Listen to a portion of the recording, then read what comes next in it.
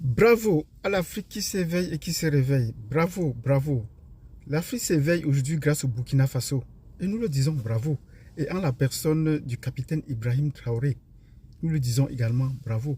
Mettez-nous de nombreux pouces, surtout pour lui.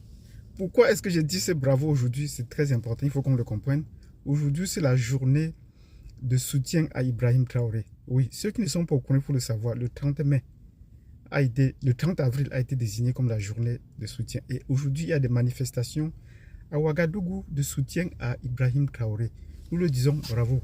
Nous nous joignons à cette mobilisation populaire de tous les enfants du Burkina Faso et d'Afrique qui célèbrent un homme qui réincarne le renouveau ou la renaissance africaine.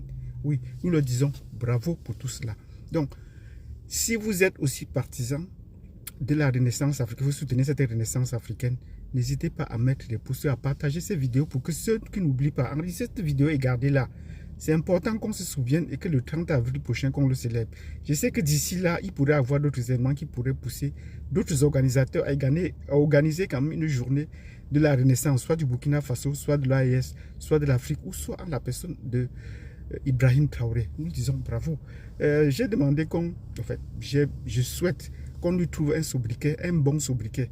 La plupart du temps, on trouve tous les sobriquets à ceux qu'on considère comme des dictateurs ou aux mauvais présidents. Mais voilà, pour une fois qu'on a un bon président, trouvons-lui quand même un petit nom chic qui pourrait faire la vie de tous, parce que tout le monde est unanime sur son rayonnement. Et son rayonnement, au-delà du Burkina Faso, au-delà de l'AES, au-delà de l'Afrique. Parce qu'actuellement, dans les pays francophones, dans les pays anglophones, notamment en Afrique australe et en Afrique de l'Est, on parle de plus en plus d'Ibrahim Traoré comme l'exemple à suivre.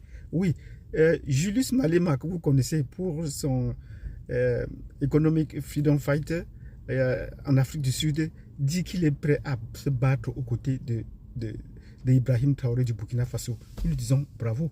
Parce qu'il a aussi beau parler, ben, il n'est pas encore sorti de l'Afrique du Sud. Il n'a encore pas beaucoup prouvé en Afrique du Sud, où ses résultats n'ont pas encore porté beaucoup de fruits.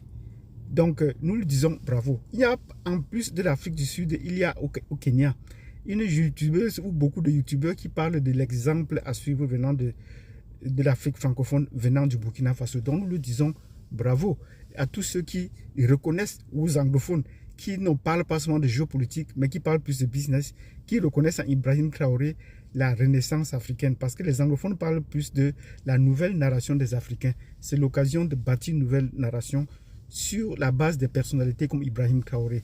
Bravo Ibrahim Traoré, nous avons tout en